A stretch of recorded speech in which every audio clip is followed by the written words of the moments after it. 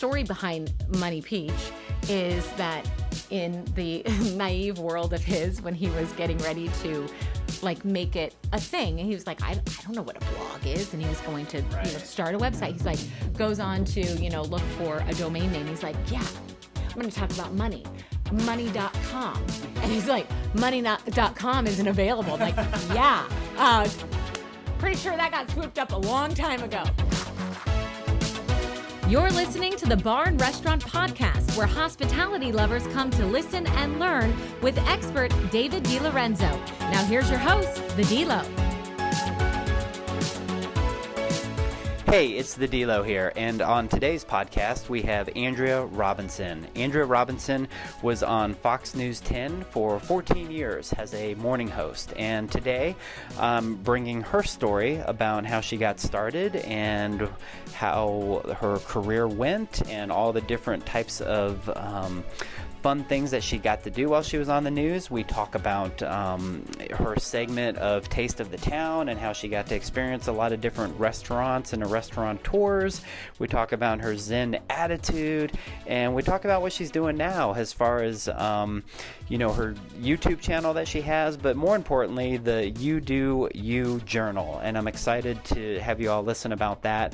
She is an amazing, inspirational woman that just keeps on trucking, and I was really, really happy to have her on. So without further ado, we are going to launch into this podcast, and I hope you all enjoy. Cool. So let's start. So where are you from? Where were you born? Okay, born and raised in Arizona. Yes. Phoenix, lived in Glendale, went to, grade school, high school, went to ASU, and I never left. I stayed here. Yeah. Well, that's so... And most of my family, they aren't natives, but most of them have been here forever and ever. Okay. So, yeah, our roots are here for sure. Wow. So I'm a native as well, born at Scottsdale Memorial. Okay. Yeah. And I'm the first Italian to ever be born in Arizona. I'm totally kidding. I was like, whoa. Now maybe we need to do the podcast about you. I was born at St. Joe's, so yeah, there you go. So not too far. And so, so ASU, and that's went to really ASU, cool. And again, my family is all here and have been, so I just didn't have the opportunity or really the want to leave unless there was really something worthwhile to leave. And so you're still here and I'm probably staying here. And I mean, my family, I'm raising here. We have two kids, a 6 and an 8-year-old. My husband's a native as well. Okay. And, we met right before he started at ASU. And so we've, been together a really long time. Now, did you meet at ASU? We met. I was going into my sophomore year at ASU, and he was starting his freshman year. He likes to say, right. I'm older, of course. Well, I do the same thing. He's young and great. And I said, well, we're all going to be old together, so. Yeah, right? I mean, what is that, like 6 months exactly, or something? Yeah, exactly. That's exactly the same as Kim we and I. Went to ASU together and cool. have just been doing life since then together. Have you been back to ASU since you went to school there? I have a few times. In fact, just recently, my husband had a speaking thing with some marketing students at the W.P. Carey School of Business. Yeah. So I went with him, and I was like, oh my gosh. First of all, it looked completely different. And second of all, it would be awesome to be a college kid now because it is like a resort there. Oh, yeah. Oh, yeah. All the food choices are different. Yeah, no wonder why they're all broke. Yeah, and massage living in debt. or their parents are broke. Or their parents are broke, yeah.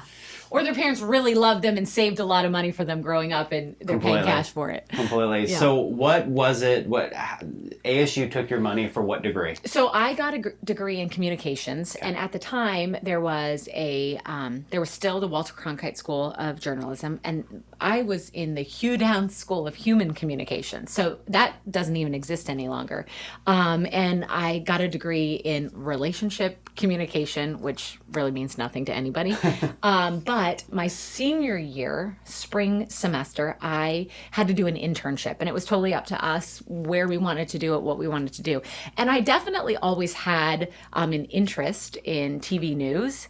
I remember from way back when I used to do the morning announcements on TV, at school. Yeah. I would make little TV segments at home and put on little shows. So looking back, I always had sort of a love for it. Yeah. And so I did this internship, and it was a typical internship. You were paid nothing. You just went to learn, Right. to see what it was all about. And at the time, the traffic reporter was leaving. And these were the days of Ron, Rick, and Alona, if you remember. I do, yeah. At Channel 10. And they were wonderful to me, like so great. And they each took me aside and said, you should audition for that. And they wanted somebody to audition for it, which is a little bit different than how you typically go about getting a TV job. So I will say, to appease them, was like, okay, I'll do it. I'll try. But it just didn't really interest me. Yeah. And I just was maybe more scared. That's probably why it didn't interest me. And I just kind of thought, me? Like, hello, I'm 19 years old. This is not going anywhere. And so I auditioned for it. And how I got this job, I have no idea. That's I was amazing. terrible. I was terrible. And so I got the job. It was 3 hours a day starting out. And I remember too, when I was interning, I remember somebody there that worked there in a different department told me, don't expect this to like go anywhere. Yeah. Like, this doesn't happen. And so in a way I was like, okay, well, that's kind of like real advice. But also, whenever somebody says, like, don't expect this, or this might not happen, or this won't, I'm like, oh, really? Okay, well, let me see. I think I could maybe make something happen. Yeah. I like when someone tells me I challenge. can't. I like when someone says, you can't do that. Because Yeah. I'm like, I don't know. Well, maybe. Watch me. So I started, and I was horrible. I was green as can be, and I started, again, it was 5 o'clock to 8 o'clock in the morning, and then I had a full-time job on top of that because I made $10 an hour. What was the job that you were doing also? I was doing community relations for Hospice of Arizona, actually, at the time. Wow. So I was working with doctors and doctors' offices and things like that, and educating the community on hospice and the benefits of utilizing it with your patients. So that was a completely and different. mind you, I had family in that business, so I knew about hospice from a very young age. I lived that life with my family because they all worked in that realm. So it's totally two different things. But one thing led to another, and after doing this job for 3 hours a day plus the full-time job, they came to me and offered me a full-time position at the station. Okay. And so I always remember telling myself, I never wanted to look back and say, wonder if I would have taken that job, what life would look like or what would have happened. So I thought, okay, well, if this is not good and it doesn't turn into anything, then I'll just quit. I just won't do it. It's fine. Yeah. Or I'll just say, okay, chalk it up as an experience and move on. And I took the full-time position, and that was, I started in 2004 as the traffic reporter, and then the full-time position just sort of opened up more opportunities and doors, and I ended up staying there up until September of last year. Yeah. So, and throughout that time, I learned how to do everything. I got to do awesome segments and meet amazing people. Yeah. I think that's the best part of that job, is just the people that you get to meet along the way, and the coworkers. Always, I will say, I miss them the most. But I never would have thought that a job making $10 an hour, 3 hours a day would have turned into a career for almost 15 years. Well, again, another similarity. So when I went to ASU, I got an internship with Warner Brothers. Okay. So then I worked in the music business. Yeah. And you talk about meeting cool people and doing all that. And at first you're kind of like, wow, a little. And then you realize, like, everybody pays their bills the same. They all smell the same. You know what I'm saying? They all eat food through their mouth. It's like, not a big deal. Yes. But it's kind of cool because you'll always have those memories and you'll have experiences that a lot of other people don't get to have. I know, and the people that you get to meet, and just the ability to kind of use your brain in weird ways. We would go from doing a cooking segment to then doing a segment on, politics, and having a politician sitting next to you. And it was just such a different way to think for 5.5 hours a day. And it really just, you have to be a people person to be in that business, because you have to be willing to meet all the people and always put on a happy face and always serve your audience and your community first.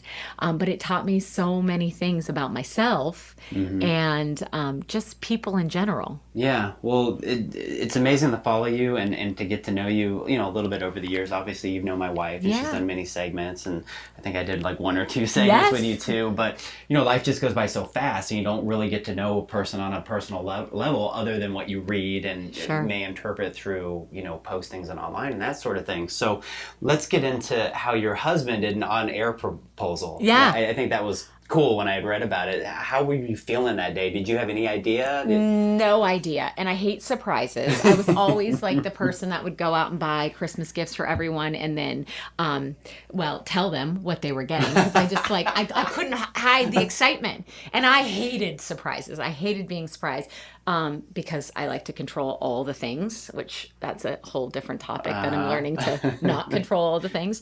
So I had no idea. But literally, I grew up on TV. Like I started when I was 21 years old and I got proposed to, got married, had babies, all of that on TV. So when he had decided he wanted to do that, part of me, I was so shocked because I was like, I didn't think he could think of something like that. Right. I didn't think he had it in him. Right. And so he had kind of conspired with our producers that he wanted to do that. And of course they, like anything good for TV, they're like, sure. Yeah. What do you want? You want to come today? This is great for TV. Yeah. So he planned it. I really did have no idea. And so that day I was doing stories. I was reading a couple stories about celebrities getting married and two over the week. I think it was I don't even remember the celebrities now. But anyway, I'm reading and he walks out from behind the studio or behind the set. And I'm just shocked. Just shocked. Right. And I look back at that video, I'm like, oh my gosh.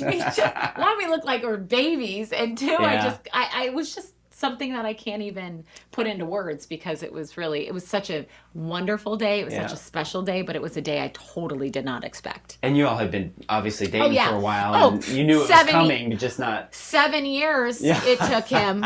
So and he always says, well, it took 7 years. I had to make sure I saw all the crazy parts of you. I wanted to make sure I wasn't surprised that if we got married, some weird version of you would come out that would freak me out. And, I said, I get it. You dotting all the I's, crossing all the T's before you make it official. I love that. You know what, Chris, congratulations on that. And note to my wife, it was only 3 years, okay? Yeah. See, so you could have had 7. 7 felt like an eternity, but... we had dated a long, long time before that whatever happened. That's awesome. Well, tell the audience a little bit about Chris, and, Chris Peach is his name. Yeah. Have you ever wanted to go Andrea Peach, or, So Peach is a nickname. Okay. And it was his nickname growing up, and it's just stuck. It's just stuck. It's just stuck. So, like the D-Lo stuck with me. Exactly. Gotcha. So most everyone that knows him, it's just Peach. And so he, again, born and raised, went to ASU. He wrestled at ASU. And then right after that, he got hired on the fire department. He, all through his time at ASU, was studying, he was getting a medical engineering degree. Okay. Again, I always say he's like a better human. He's way smarter than me. And he wanted to be a doctor. And then he was like, oh, I don't know if I really want to do that. So he had a coach who became a mentor, who just became a lifelong friend growing up, who was a Phoenix Fire captain. Okay. And he coached him in football all through really growing up. And so he really looked up to him and just thought, maybe I want to be a firefighter. Yeah. And so he worked really hard and he got hired shortly after ASU, and he's still a firefighter now. Yeah. And then like every firefighter, they always have something else they do. Right. And his something else came because of a struggle of ours and sort of a need. Yeah. He runs a online website / blog / money coaching business called The Money Peach. And the story behind Money Peach is that in the naive world of his, when he was getting ready to make it a thing, and he was like, I don't know what a blog is, and he was going to start a website. Yeah. He's like, goes on to look for a domain name. He's like, I'm going to talk about money.com. And he's like, money.com isn't available. Like, pretty sure that got swooped up a long time ago. So he's like, Peach.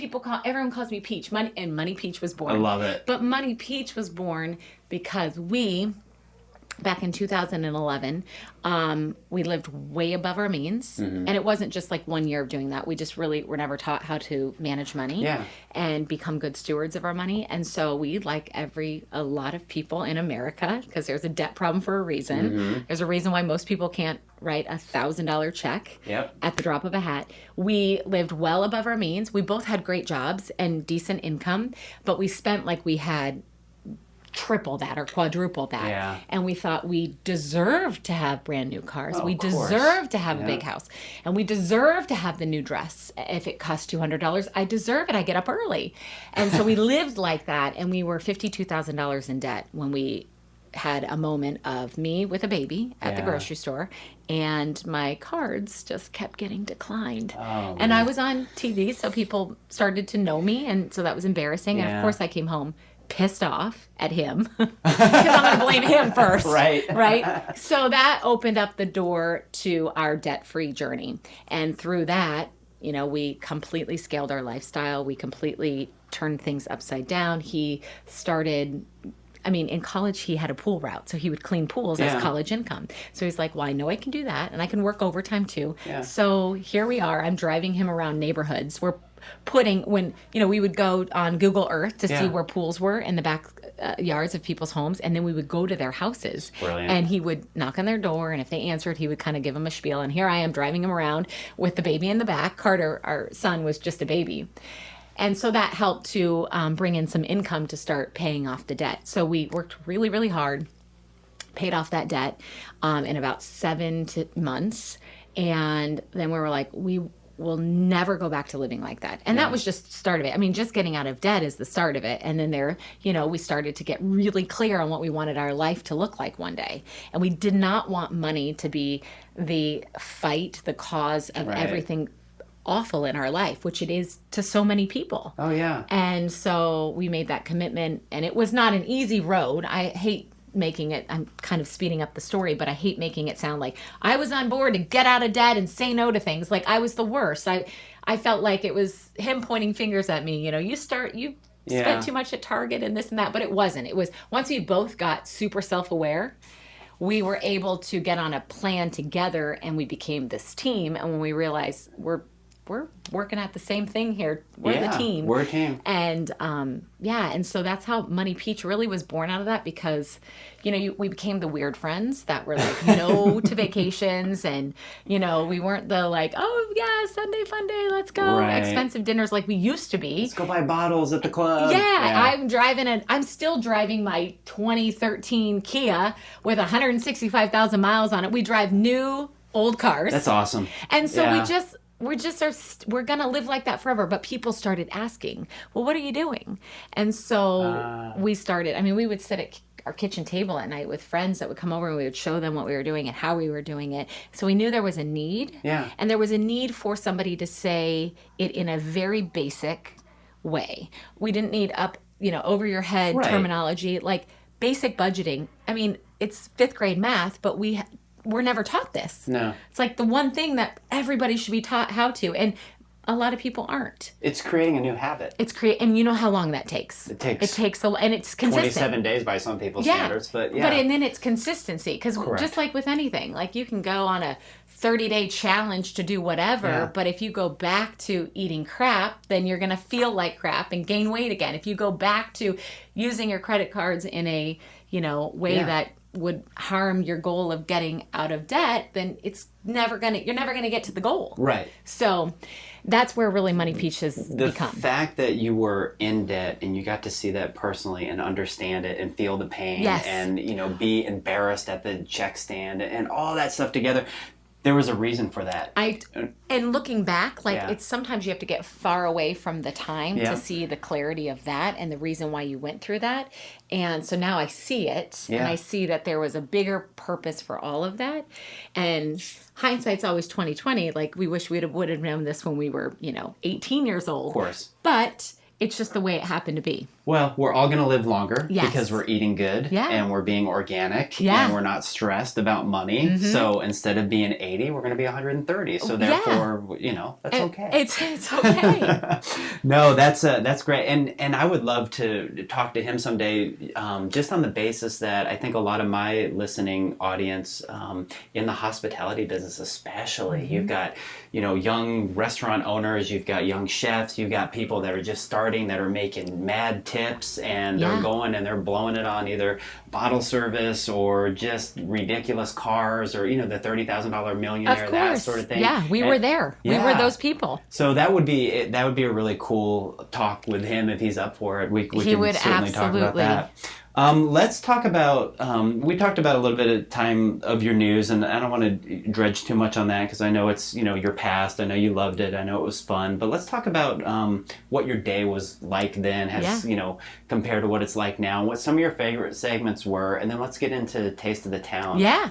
So when I started there, I've only known the morning shift. Yeah. So our job is to wake up the state of Arizona, like the people that watch us. So we have to get up really early. So I would get up at 2:30 in the morning, and I was in the car by 3:30 to the station. By 4, we would start. When I very, very first began, the show started at 5, and then as time went on, we added an hour to the show and then an extra hour. So the better half of my time there, I would get in at 4, and the show would go till 10. Wow. The show started at 4:30 till 10. And on paper, you're like, oh, okay, you're off at 10, but you're not, because then, we have to have a planning meeting for the next day. And we as a team collectively would come up with story ideas and where the show was going to be advanced for the next day. And then each of us had a responsibility to go out and shoot certain stories. And some of us had, franchise stories and things like that. But the day was very, very much a routine and a schedule. And it really couldn't veer from that, especially now when I was younger and I didn't have kids, like I could go home if I wanted to and take a nap for a while or lounge or whatever. And I did do that probably more then. But once I had kids, it's all over. It was like the race was on, and put the other hat on and go and start your next job, which was mom, chauffeur, all of those things, wife and everything. And so I would get out of there. I would try to get to, a class at the gym right away. And then I would usually, my schedule would be free around 2:30 to then be at service for the kids the rest of the day. And then as the kids got older, I used to think, ew, this will be so much easier once the kids get into school. Well, that was the biggest lie, because now that they're in school, it's way busier than I ever imagined. It was not as bad when they were babies, because 1, they didn't know I was leaving. Right. And 2, they would just stay put. They didn't have anything to do or go. And so when I would get home, it was like we were home for the rest of the day. And so I did that schedule for, like I said, 14 years. 14 years. Wow. And, but it was like, when you're doing it and you're doing something you love, like with anything, a routine, a habit, you get used to it. Right. I don't think you're ever fully used to getting up at 2:30 in the morning, but it just becomes like a routine. Like I would go to bed at 8, where some people can go to bed at 10, but they wake up at 5. So my schedule just shifted. Yeah.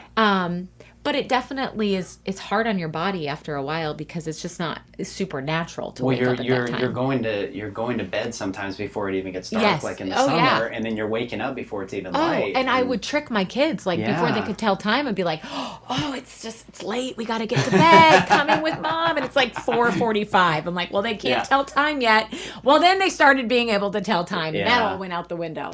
So oftentimes it's like, especially on the nights when my husband was on shift, this was our routine. We'd pile in the bed, the kids and I, and we would fall asleep together. I'd put a sleep timer on the TV, because I knew I would fall asleep before my son would actually fall asleep, but I wanted him to go to bed at a certain time. Right. But mama needed to get a little sleep. Yeah. So it was not ideal, but it worked for us. And oh my goodness. So. Was your best friend during that 14 years, was his or her name Coffee? Yes. Yeah. Always.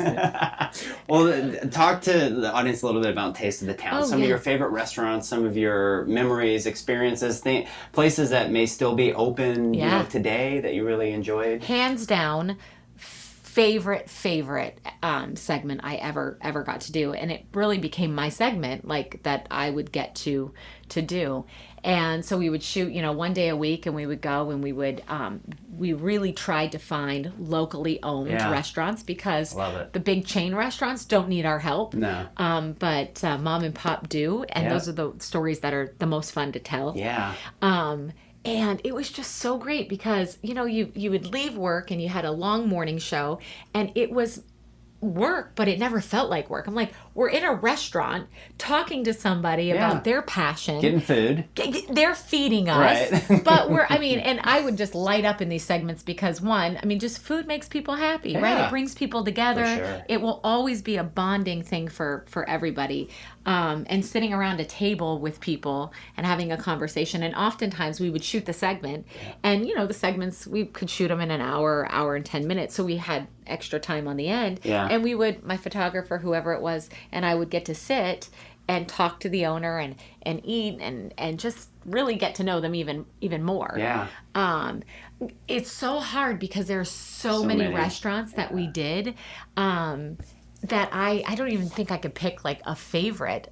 I think it was just, I loved seeing people light up and shine when they talked about something that you were there to support local business, and you were sincerely. They would be so nervous, and I'm like, don't be nervous. Like my job here is to make you always shine and look wonderful and great, and we're just here to highlight your business. It's a conversation. Like, we're not the health department walking in and like gonna check everything. I don't care not about the liquor that. board. Not the liquor board. I don't know about that. Yeah. I don't need to know about that. I just want to see. I want to see what you do on a daily basis. Well, here. you probably saw it more than most people, where you put this and this and this in front of somebody, and they're like, yeah, oh yeah. Like, and what we would have to do is just remember, like, this doesn't exist. There's no. It's just you and I having a conversation, and usually once they started talking and realized that I'm not this like, here I am to do a segment with you. Like I don't even, half the time I was learning as I went too.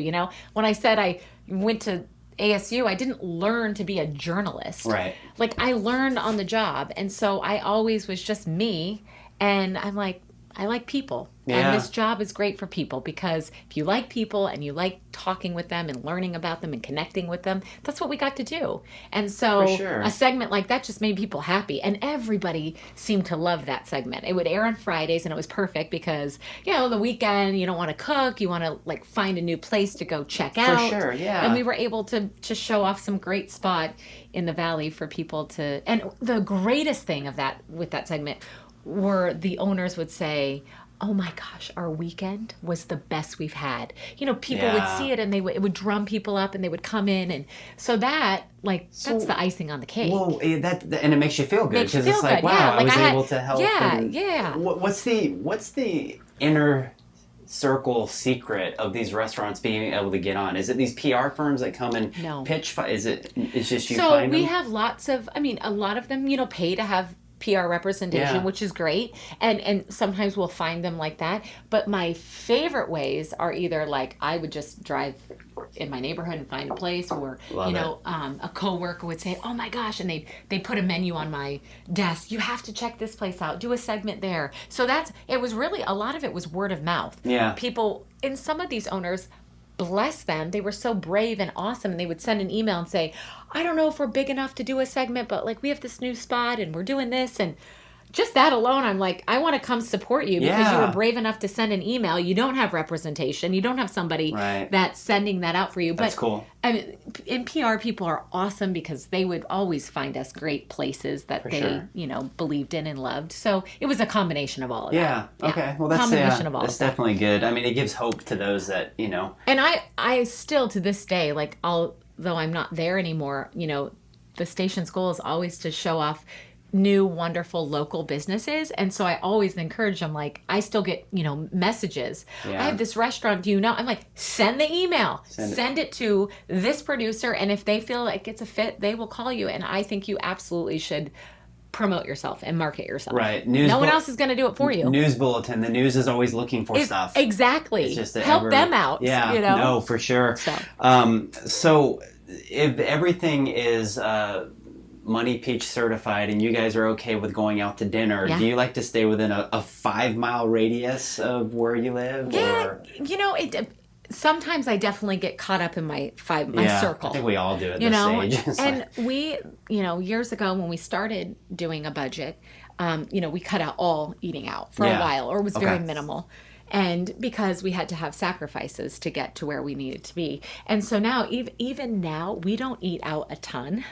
And with kids, it's just hard. It's like, we harder, don't yeah. enjoy it as much, just because, they're just trying to keep them Right. together. But we usually do like to stay close. But every now and then, if now that the kids are both in school, we will find time and, for a date. Usually we like a date lunch just Yeah. because it's easier. We That's don't need a great. babysitter because they're at school. Yep. And then we'll venture out. We love Central Phoenix. We love Isn't Central it great Phoenix. what's going on down there? I always say if I could afford to live in Central Phoenix, Mm-hmm. then I would be broke because I would eat out every meal. every night, I yeah. would get on my bike and I would just restaurant hop. Yeah. But it's great. What are the ages of your kids? 6 and 8. Okay. And they're good out at a restaurant, Yeah. but they just don't enjoy it as much. And So I you're- don't want to spend the money to take them if they don't enjoy it. Yeah. So wait till they're 15 and 17 and they're no longer on the kid menu, Oh. and one of the two likes to eat sea bass at $36 a plate. You're just like, Oh, there's my eating out budget in one meal. in one meal. Yeah. It's like, okay, all done. Yeah. Well, I want to get into what you're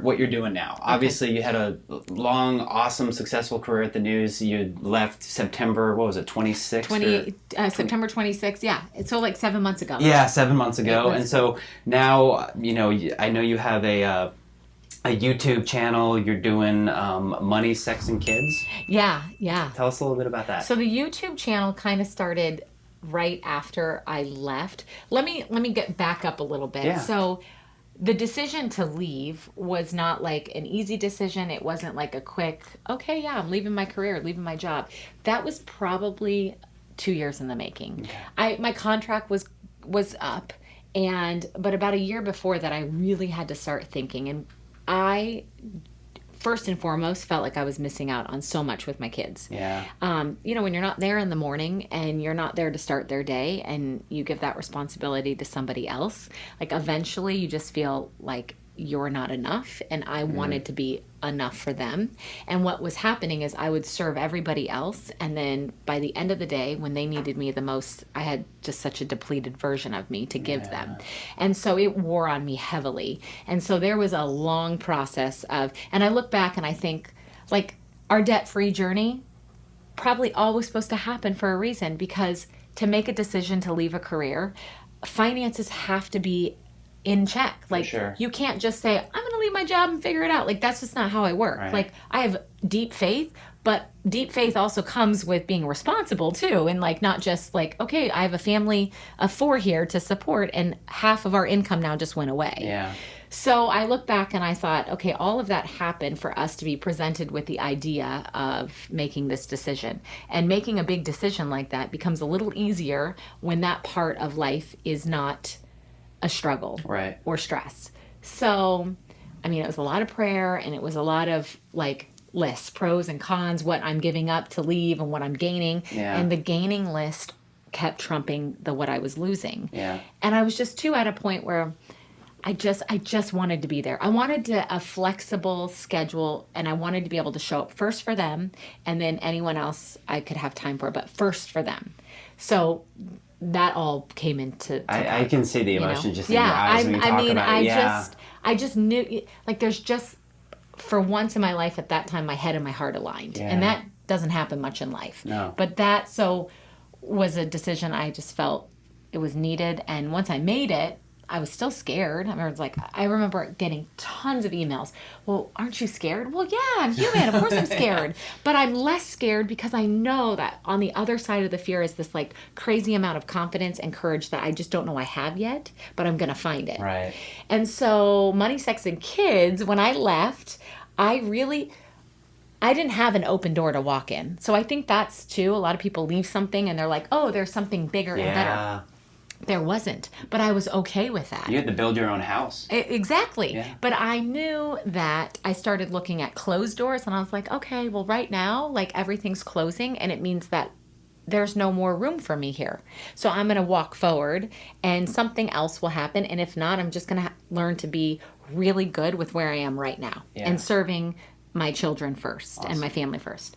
So, but the money, sex, and kids thing came out of probably my husband worried that I was going to go into this deep depression and slump of like not being fulfilled or not having something. Yeah. So many times, I mean, with his business, everything revolves around questions about how we, do our life and budgeting and money. Money is such a big thing. Well, money, sex, and kids are probably 3 of the most common things that we all have something in common with.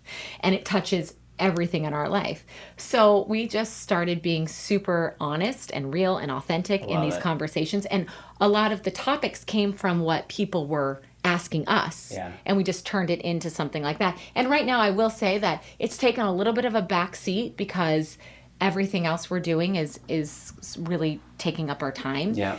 And but it's been good. It's been good. So you have the You Do You journal, which is awesome. And by the way, for the record, everybody that's here, everybody that's watching, where did that go? Oh, here it is. I did buy 4 copies of it for my office here. Gosh. And for whatever reason, they didn't get delivered yesterday, but they're coming today. So anyways, wonderful. Yes, and thank you for bringing that one for my wife. I was going to say I brought one for Kim, but you could just tell me next time, and I would. No. I like to support awesome people. So tell us about the journal and how that came about. Okay, so the journal is like I think some people are like, oh, she just came out with a journal, but there's such a deeper story behind it.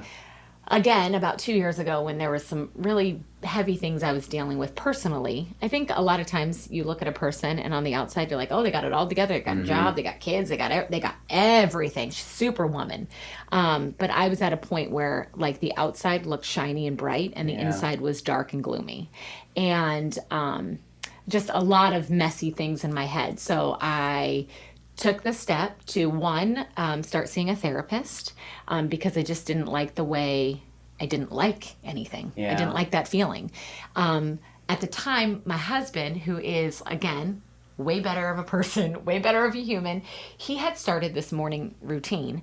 And he's like just way more of a go-getter. But I didn't know he was doing this morning routine because I was at work, every morning.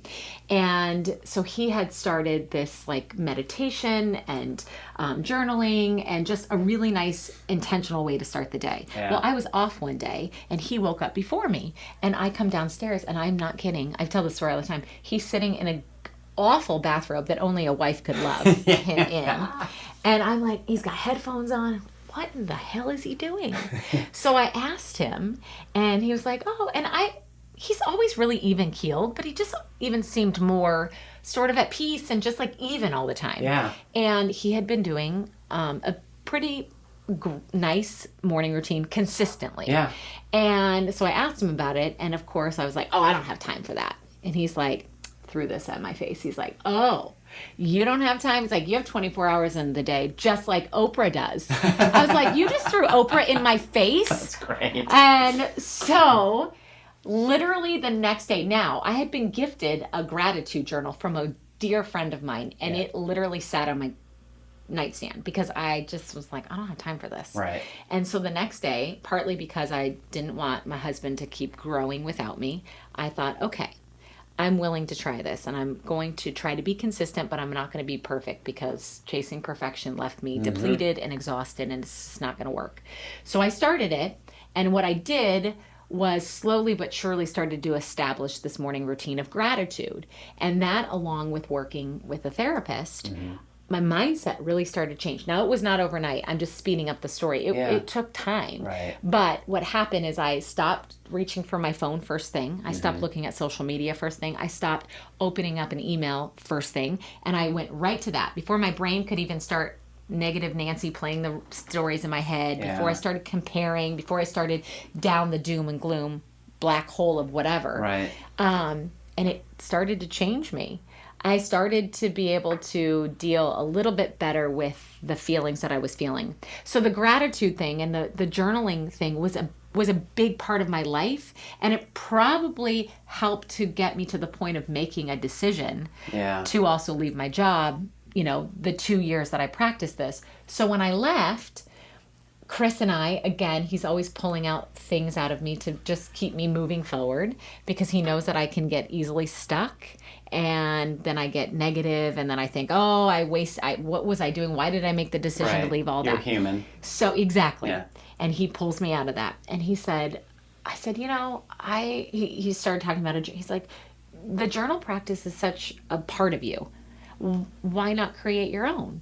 And I said, well, that's not a bad idea because the one that I was using, it had an evening portion and I never did the evening. So of course I'd go to bed thinking, well, I failed, I messed up, didn't finish that. Gotcha. So I literally sat in the office. I would take the kids in the morning and I would sit in the office and I came up with all the guts of the inside of the book. It's a prompted, guided journal. And it was questions that I knew I needed to ask myself every morning. And then I picked out like 90 of my favorite inspirational, motivational sort of pieces of oomph. And I put that in there. It's not dated. It's an open dated book because, again, my head goes to, if I didn't do it perfectly, I didn't do it right, which I'm trying to get away from, but that's a consistent practice to beat that struggle. And so then I made the book and I made a few to give to close friends, had them use it for a while. And, they were great friends to do that. And then we just we launched it in January. And right now we are, we moved away. We were doing a kind of a print on demand thing and we moved away from that. We have a local printer we work with. Great. He prints a big shipment of them for us, or a big bulk inventory of them. We house them at home. I fill the orders every morning. My kids help. That's great. And entrepreneurship. They're learning and they're earning their keep early. But along with the journal, my idea was, I know that I'm not alone in the way I think, the way I struggle, the way I don't feel like I am enough some days. I know that if I say it out loud, it will give other women permission to say, yeah, I feel that way too. Right. And I think we get so lost in doing everything for everyone, we forget the things that we need to fill ourselves up. Yeah. And so I, along with it, was really adamant about trying to create a community of people. And so with it, we have a private community on Facebook, which has grown to hundreds and hundreds of women, and we meet once a month, the ones that can. Yeah. We have a meetup, and we find a local coffee shop that's crazy enough to let us come and take over. And we get like 60 to 80 women that show up. I've seen some of that on social media. It's amazing. And it's connection. It's real conversation. We're just, so many of us are tired of living one way and struggling and being in that negative space. And we want connection. But when you're a middle-aged woman, it's hard to find that. Right. It's hard to find real friends and real friendship. And it's hard to ask for help. It's hard to share your heart without feeling judged. I mean, we all have the same feelings. And we're all so much more alike than we are different. And you being in the public eye for so long, and I followed you on social media, and we've been personal friends on Facebook and this and that, and to see some of the, just, I don't like to get into negativity, but we'll call it what it is. Yeah. See some of the negativity and the hurtful things that some people would just say to you that don't even know you. Yeah. And the one thing I would notice about you is you, no matter what, no matter how hard it hurt, and I knew it had to hurt, it would hurt me just reading it, based on you. You were just always very zen. You were like the Gandhi of responding, like, oh, thank you so much. But and it's actually a good practice, not just for women in essence, but even men, like running their business, when you get a negative email or you get something, not just to fly off the cuff, and just to kind of realize that maybe that person that's created that negative statement towards me is having issues. And it always, what I have to remind myself is it always says so much more about the space they're in than it does about you.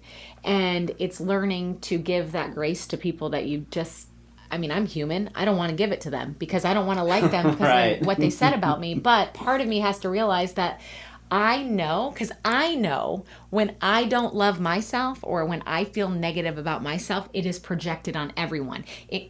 So it's natural, right? Yeah. Like I just know where they are in their headspace, and I can't help them, but it's not going to help me or help them if I come back at them and attack them. Correct. So I acknowledge it, which some people are like, you shouldn't even acknowledge that stuff. And I'm like, no, because somebody took their time to come at me with something negative, I just want them to know that there's a person, me, that reads it. It's not a robot. It's not attached to it. And I don't say anything but kindness. And I'm telling you, it's a practice, because there's many days when I'm like, that, I want to say all the things. And I'm like, no, it's not going to make the situation better. And I'm going to feel worse after that. Yeah. So it's just been a consistent practice. But what I found is I know when I'm in the dumpy part of life and I don't feel good about myself, right. I mean, you bleed that onto everyone. But then when you set your day and you start it with gratitude and intention and self-love, I mean, you project that on everybody. Well, I think... I'm like, if everybody takes a little personal responsibility, has some self-awareness, and works on themselves,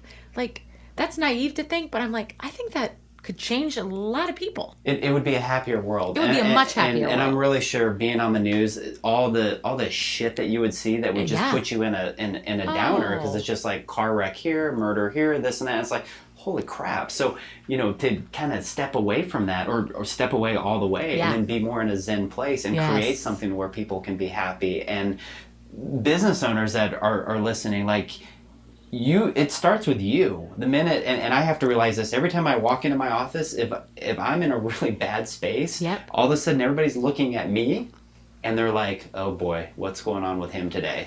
And it totally is. Yeah. And the energy you put out is the energy they're going to take on. For sure. And so I know I'm responsible for that. And I can't say that I walk around in this like butterfly and roses mentality every day, because there are plenty of days where I'm human and life just, I can't get out of that headspace sometimes. But I know now tools to center back to hopefully get back to that. I'm not saying you're not allowed to have a bad day. No. It's okay. It's okay to not be okay some days. It really is. Right. But we can't use it as an excuse. I'm just the way I am because of this, or I had this happen to me so many years ago and that's why I am like that. Like, okay, we have all had some sort of bad something happen to us along the way. I'm not taking that away from anybody, but I'm also telling you, you have full control and power over how you then work forward. For sure. My mantra, if I'm going to do business with you at this point in my life, is don't be a dick. It's so right?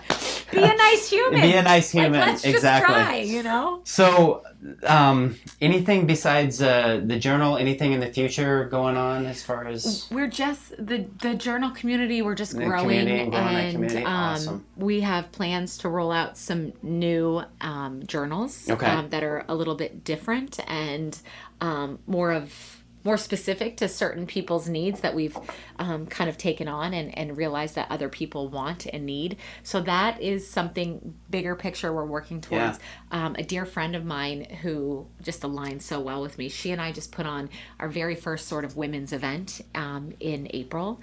And so we have plans to hold those and host them twice a year. Great. It was like 100 plus women. Yeah. We came together for a half a day of, it was called All the Real Things. So again, back to, we all want real. Yeah. And in a world of filtered perfection, and I say that with air quotes, I think when people just feel like they don't have to be perfect, and they can show like a messy side of them, but still know that there's people that like love that and want that. Yeah. And so these women came and they were scared to death because they did something they'd never done before. They showed up. I mean, really, like, if you think about it, there's a girl on the internet telling you to come to a house for a day event with other women. Like, that sounds scary. Yeah. Like, in a way, like, I get it. And I just wanted them to have this overzealous experience, just full of women and connection. And so Amanda and I, she's in the sort of lifestyle coach nutrition space, and she has a wonderful community that she has, and we brought our communities together, and it just was awesome.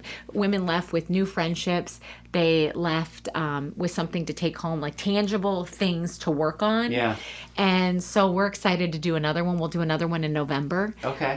Great. So, we'll keep track of that and definitely promote that and everything. A few other things I want to get into before we wrap up, because knowing you, I know you like to run. I do. Okay. So tell me a little bit about your, I don't know, your love for running, and like, what's one of your favorite races that you do? Do you do the Tillman, or do you? So here I am talking to the runner. I don't know if I'm like a legit runner, but I'm like, okay, I put running shoes on and I go run miles. I'm calling myself a runner. You do the Ragnar and you have blisters. I did do runner. Ragnar. Okay, this is crazy, but I was not an athlete growing up. Yeah. I was a cheerleader and I danced and everything, and I'm not saying that that's not athletic, but I was never in sports, as far as, softball, soccer. Yeah. Just never was. I hated to sweat growing up. Like, I have a fond memory of 4th grade turkey trot, running with my head down because I didn't want to mess up my bangs, and I definitely didn't want to sweat. Yeah. So it's weird because here I am. I mean, again, life's a journey, right? And like, just because you were one way doesn't mean you have to still be that way. And one of our very first dates, Chris and I, we went and hiked a mountain. Okay, a mountain is not a hike; it is a hump. Right. And I was dying. So I did not really start working out until probably right after I got married, which is like 11 years ago. But I didn't really start running until, like, legit running until maybe 4 years ago. And I did it, I thought, I'm still a lover of CrossFit. I've been CrossFitting for like 7 years. And I mean, my CrossFit journey has changed too along the way. But I remember I was like feeling like I was really strong, in good shape. And I was like, I want to try a race. So I signed up for a 10K first. Okay. So it was the Phoenix Marathon 10K. Oh, yeah. That was my very first race. signed up race I ever did. Art Mullen. Yeah, it was awesome. And then I went and did, right after that, I was like, well, I'm running miles. I should keep this up. And there is a half marathon. It was like at Rio Vista Park. It was around Easter, and it was really warm. But I did it. And I only really used CrossFit as my training. Yeah. And so I just started this, like, running's like a drug. Right, absolutely. And it's just, and the fact that you're able to, I think what I've celebrated, I was earlier on in my sort of fitness running career, I was really dead set on aesthetics, and I chased a goal that was never attainable. Like, I'd get to a goal, I'm like, oh, not lean enough, not this enough.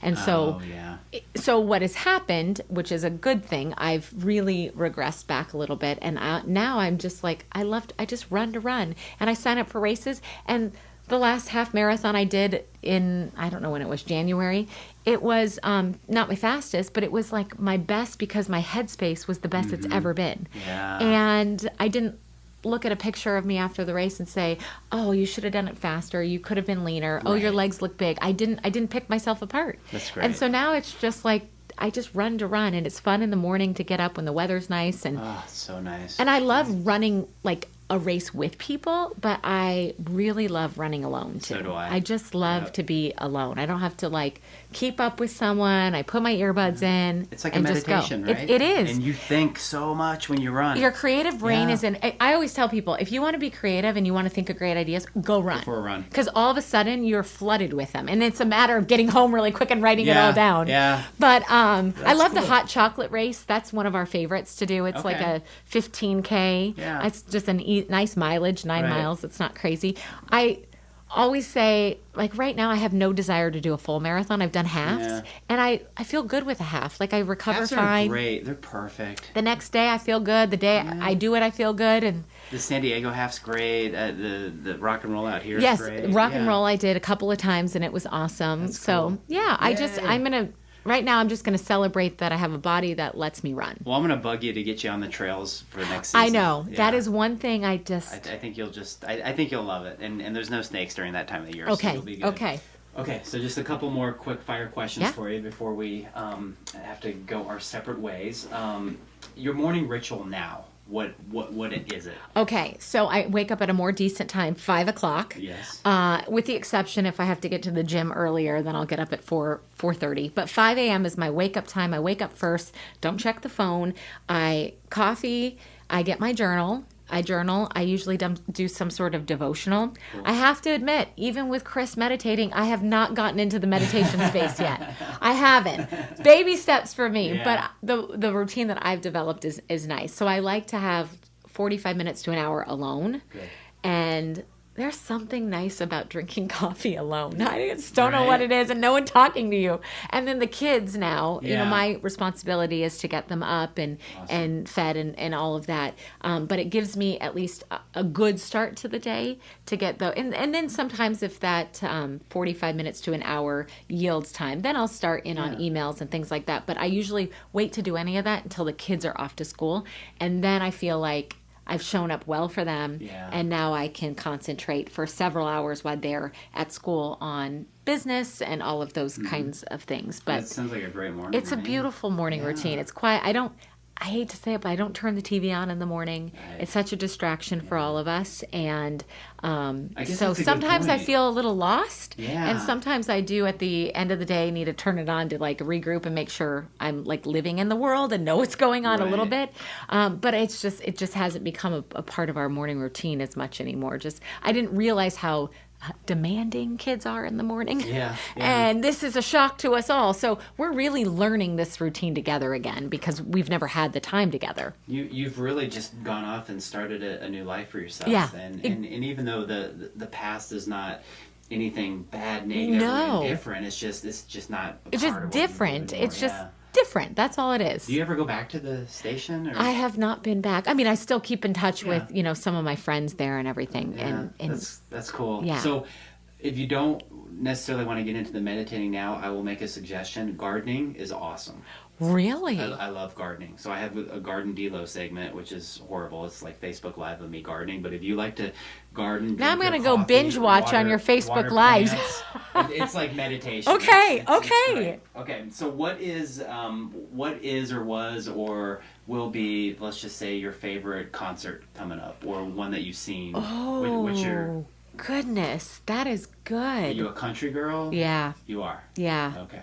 I did go to Country Thunder once, which is so not me. I love country How music. much dirt did you have in your nose? Oh, well, I hate camping. So Yeah, why did I go? horrible. It was, I will say, camping aside, because I hate camping. I'm sorry to all the campers out there. If that's you, you do you, sis, boyfriend, all of you.